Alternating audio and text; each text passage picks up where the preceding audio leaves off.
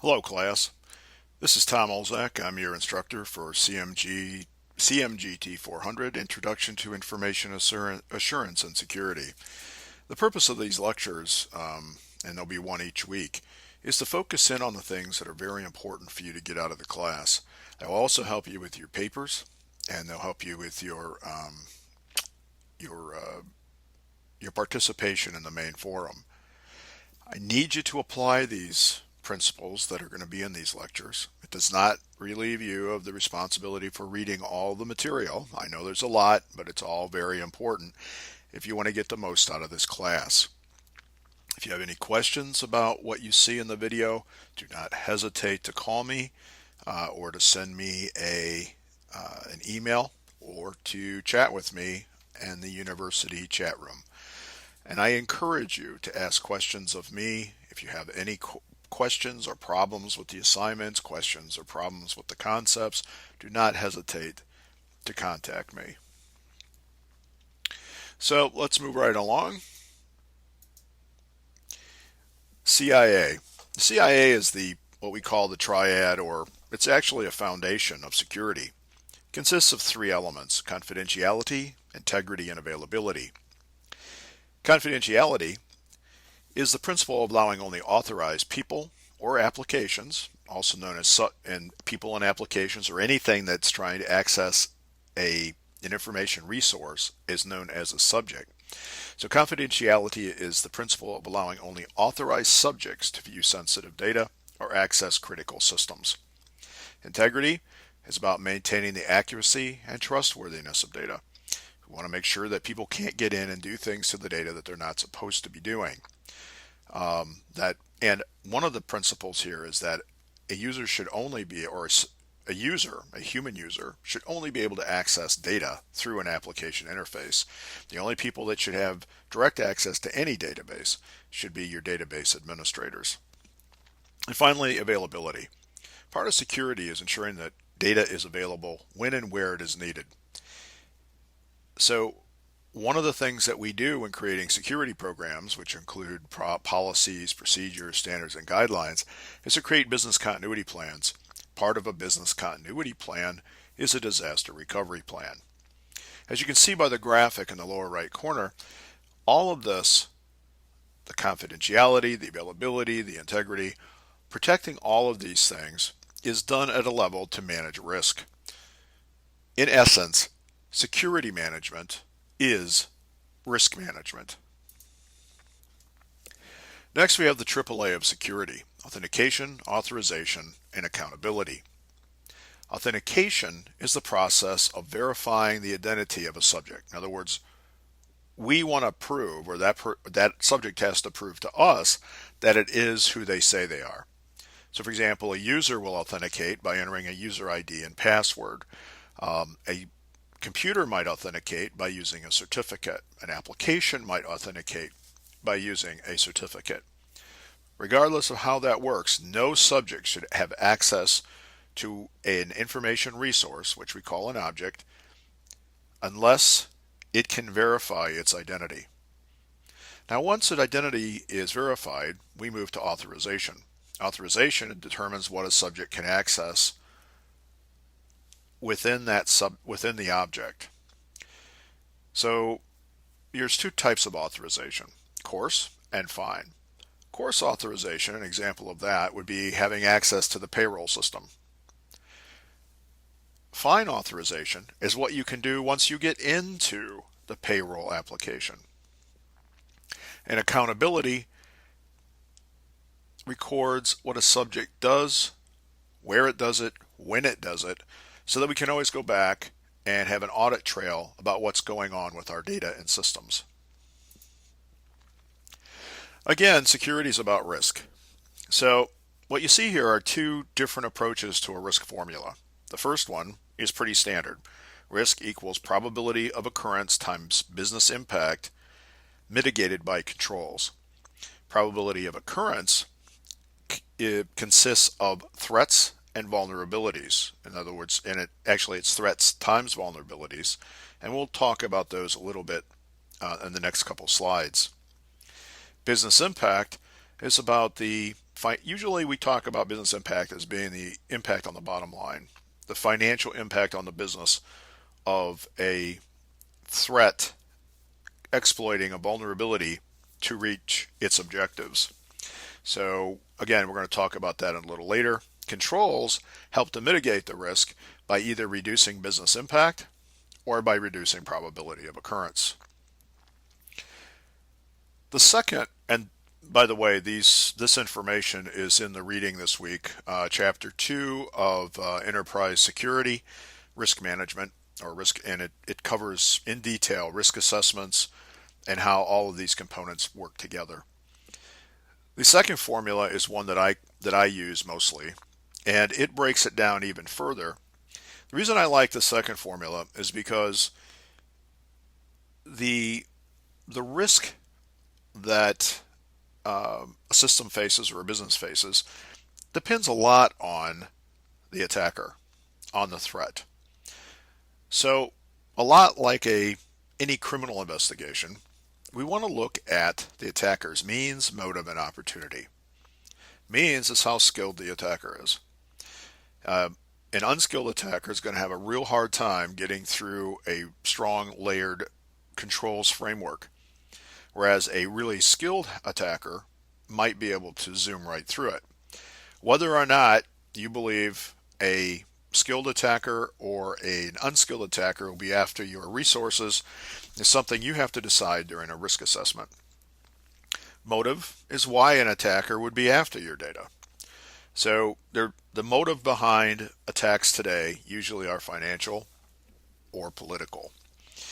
So financial attacks, someone would be coming in to get user credit card information or other payment information, bank accounts and passwords and that type of thing, so that they could go out and realize financial gain.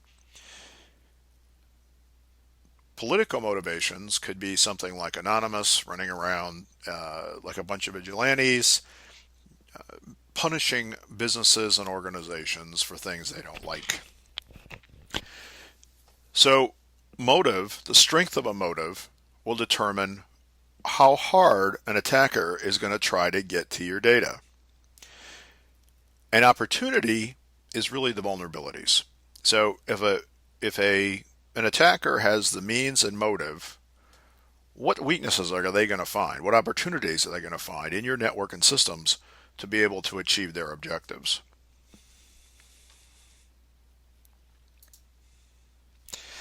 So let's take another look at probability of occurrence. Like I said, within probability of occurrence, we have threats times vulnerabilities. So the probability of occurrence is the probability that a threat will exploit a vulnerability to achieve a desired objective. A threat is something or someone that can or seeks to damage, steal, or otherwise make unavailable your data. A vulnerability is a weakness. It can be a lack of a patch. It can be weak access controls like weak passwords. And an example of a threat exploiting a vulnerability is a cyber criminal wanting to steal customer data. Now that's a threat, and the use of weak passwords and insecure firewall configurations are vulnerabilities. It's important to note as we go through the rest of this lecture and through this class, you have to understand the difference between threats and vulnerabilities. Threats are something that are after your resources. Vulnerabilities are weaknesses that allow the threats to get to your resources.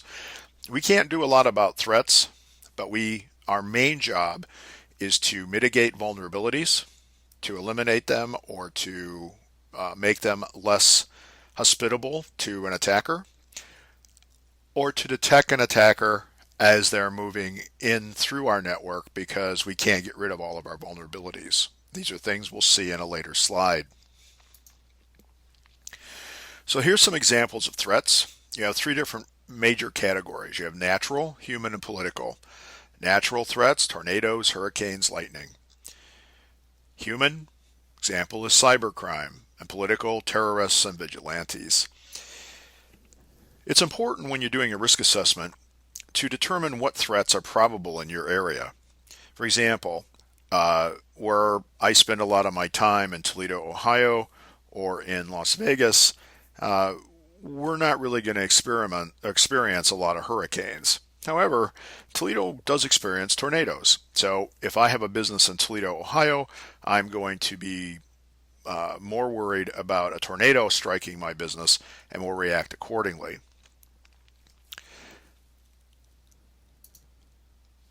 Vulnerabilities, again, we control those. Threats are usually beyond our control. And when we're doing a risk assessment, we pair vulnerabilities with threats. So, for example, a more detailed threat other than cybercrime or a cybercriminal would be a cybercriminal coming through remote access to get to compromise a web server so that it can have the web server's access to back-end applications and data.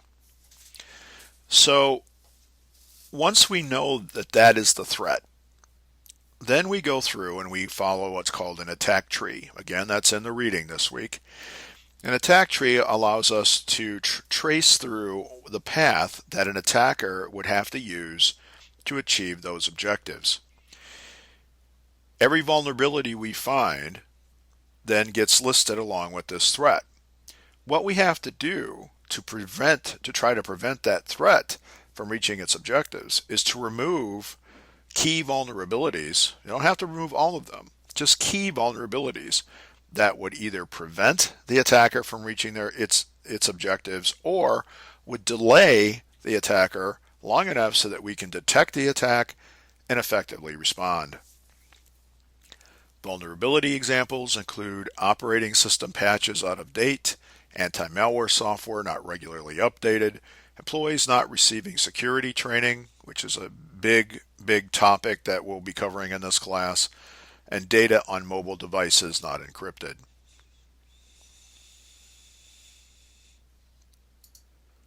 So let's take a closer look at business impact. The business impact is the damage incurred by the business if a specific threat uses an existing vulnerability to complete its objective. So there are two ways to measure business impact, quantitative and qualitative. Quantitative is based on actual calculated costs, but it's very difficult and time consuming and often impossible. A business has to know what the absence or the breakdown of each process would cost the business over a period of time. Most businesses don't have that information, and the ones that do have it, it's a swag, and it's not really that accurate. What I prefer to use is qualitative assessments, and usually those are the most common. It's based on industry, what's going on, what the types of attacks that have occurred, the types of problems that the business has had, the kinds of costs that the business has incurred when an attack has happened. It's based on the experience of the security personnel, network engineers, developers, etc. And also you can bring in third-party experts to help establish what business impact would be if a certain threat was able to reach a resource. Now, one of the things that's very important to understand is, before we get into actual controls, is we can put controls in all day, but we cannot guarantee 100% that an attack will not be successful. We just can't do it. We cannot provide 100% security to a network. We must assume that an attacker will eventually get in. So one of the things we have to do to mitigate business impact is to have really good detection and response controls. We have to detect an attacker as soon as possible, as quickly as possible, and as far away from their target as we can. And we need to be able to respond quickly to stop the attacker and potentially identify that person or entity, and hopefully be able to report them to law enforcement or to CERT or someone so that further action can be taken to try to eliminate that threat altogether. Controls. Security controls are a set of layered technical, administrative, and physical devices, policies, and other methods used to prevent a threat from achieving its objective or to detect a threat and respond effectively. So notice here that we have not just, and we're going to talk about this in a minute, we not only have preventive controls, but we also have detection and response controls. So each technical control should be supported by prevention, detection, and response capabilities, either within itself or from other controls.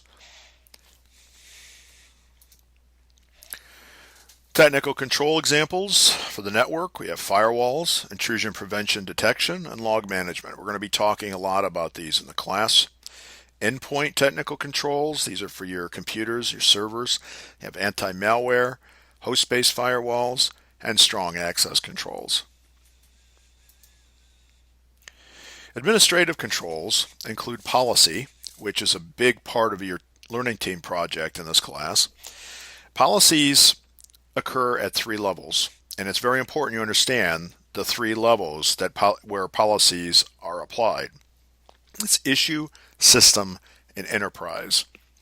Issue policies are about specific things or specific behaviors of employees, guests, vendors, etc. It's what you can use the email for this, but you can't use it for that. Or this is how you have to dispose of media,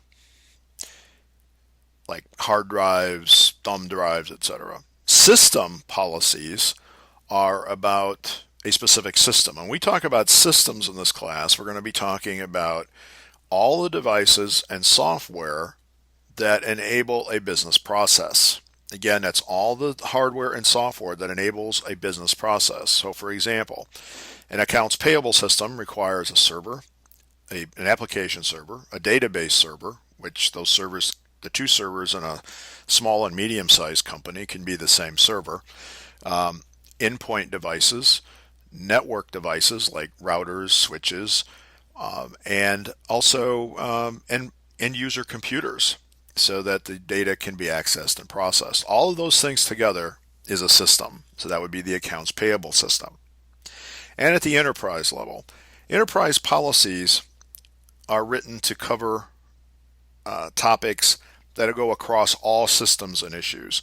And the highest level policy, enterprise policy, is a general statement of intent by the business that they will work to secure sensitive data, and they expect the employees to do so as well. We have standards and guidelines. Standards and guidelines support policies. Standards are things that you must do. Guidelines are recommended practices. The reason we have those 2 things is because standards take away flexibility. But if we can put recommendations in to our documentation that support policies to say, look, this is the way we think is the best way to get there. It allows engineers to design solutions that reach the intended outcomes of a guideline without actually following specific guidelines. So in the guidelines, we may say that you need a firewall with an integrated IPS. Well, it may be better based on traffic that we need a firewall and a discrete IPS or a separate IPS behind the firewall for performance reasons. If we had a standard that said that all IPS must be within a firewall, then every time an engineer wanted to fix a performance issue because of an overload on a device, they'd have to go and get a permission for an exception. Procedures are step-by-step instructions on how to do something. What procedures do is help us to consistently meet standards and guidelines, to consistently be policy compliant. If our engineers are doing the same thing the same way every time, we know that we're going to get consistent outcomes. Now, that does not mean that the outcomes are perfect, but it gives us enough control to know that if our outcomes are not where they should be, All we have to do is make a minor adjustment to a process. We can identify in the procedure where the problem might lie. If everybody's doing their own thing, simple changes to a single procedure that would solve all of our problems is not possible. So procedures are very important. They support standards and guidelines and help us consistently achieve policy outcomes. Another thing to notice about policies is policies are high-level statements of intent. They do not specify how to arrive at the outcomes. They just specify what outcomes management expects. Standards and guidelines get closer to how we will achieve those outcomes. But in our network design and the SDLC processes, when we get into the design phase, that's where we actually decide how we're going to do it, what actual hardware, software, etc. we're going to be using to achieve policy outcomes. It's very important to understand because we spend a lot of time on SDLC in this class. Training and sanctions. Policies are no good unless employees are trained. And if employees know that nothing will ever happen to them if they don't follow the procedures, they don't conform to policy, comply with policy, then many employees will simply do what they want. Sanctions are things that the company can do to an employee who fails to follow policy or fails to follow mandated procedures. It can be a letter of reprimand, termination, or something else that HR has in its disciplinary policies. And finally, we have business continuity plans. Again, a business continuity plan helps to mitigate business impact by recovering from an attack as quickly as possible and returning processes to normal operation. Physical controls slow down an attacker. The purpose of layered physical controls is to slow an attacker, to hinder their advance from the perimeter of the property to their target, and long enough so that they can be detected and human response can be effected. So we do this with fences, locks, environmental controls. The environmental controls are more for making sure that are more of an availability control than they are for an attack prevention control. Security guards, again, fire control systems are part of environmental controls. And then we have hot, warm, and cold sites. A hot site is where you have your system. It's like a co-location. You have two data centers. You have your primary data center and you have a secondary data center.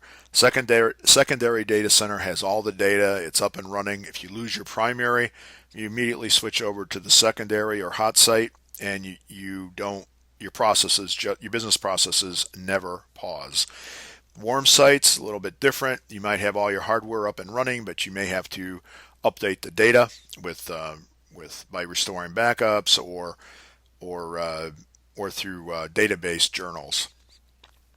And cold sites are places where you have a contract and you go in when you need them, and they allocate you servers based on your contract, and you have to build them all from the ground up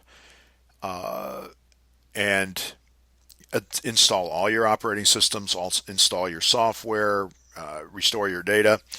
So hot sites are almost immediate cut over. Warm sites take a little longer. Cold sites can take 24 to 48 hours to start getting your critical systems up and running.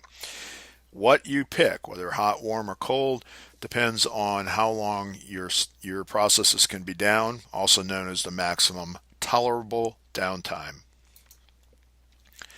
There are three primary objectives for controls: prevention, detection, and response. We've talked about this. We have some controls that are designed to prevent an attacker. We have some controls that are designed to detect an attacker, and we have some controls that are intended to respond. Prevention controls can be firewalls, internal prevention systems. Detection controls are primarily based on log management. But it's not just simple log management where someone goes in every morning and starts looking at server or firewall logs.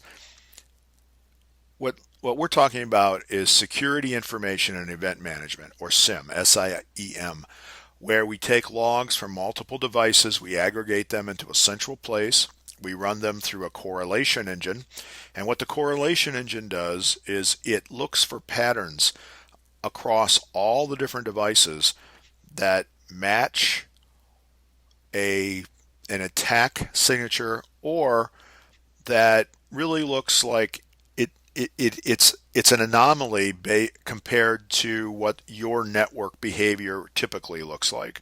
Every network is a little different. So a SIEM solution always has to be tuned to your network, and then when an anomaly occurs, you'll know about it almost immediately. And a response control is pretty much a all human, and it is about you coming up with an intrusion or an incident response policy, an incident response team, and a documented process for incident response that is where the team must be trained and they must practice on a regular basis. You don't want your team standing around trying to figure out what they're supposed to be doing, and you don't want to be training your team during a response, an actual response. Because remember, the amount of time it takes to respond to an attack and restore normal operation has a direct impact on the cost to the business. And finally, we have access control objectives. Access controls are prevention controls that determine who gets to see what, and once they get there, what they can do with it.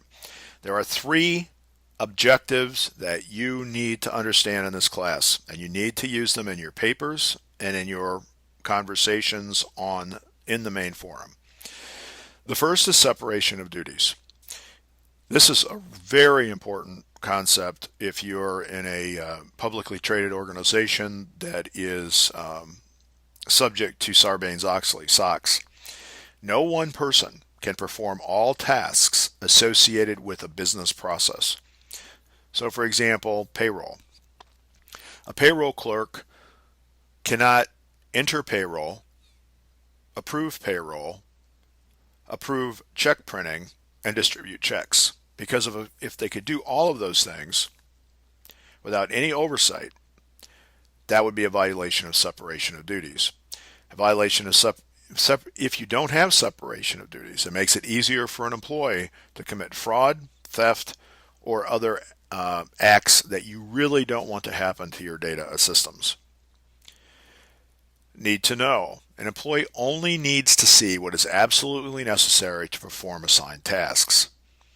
So if an employee needs to access some employee data or some that is in the human resources system, a developer should only present on the screen the information absolutely necessary to perform the task at hand. So if the Social Security number, for example, is not needed when an HR clerk pulls up a screen to perform a task, then it shouldn't be there. And developers, security personnel have to work with business to determine what data is needed so that the data can be there so that people can do their jobs, and what data is not necessary. And any data that's not necessary gets stripped out of any kinds of views. And least privilege, an employee can only perform actions against information or other resources that are absolutely required to perform assigned tasks. Need to know and least privilege are closely related. So an employee might have a need to know data, but they may not have the need to do anything other than view it. Or they may not have any need to do anything other than add it. They can't modify it, or they don't need to modify it to perform a task. So least privilege is about letting an employee do only what is necessary with the data. If they don't need to modify it, don't give them the access to modify it.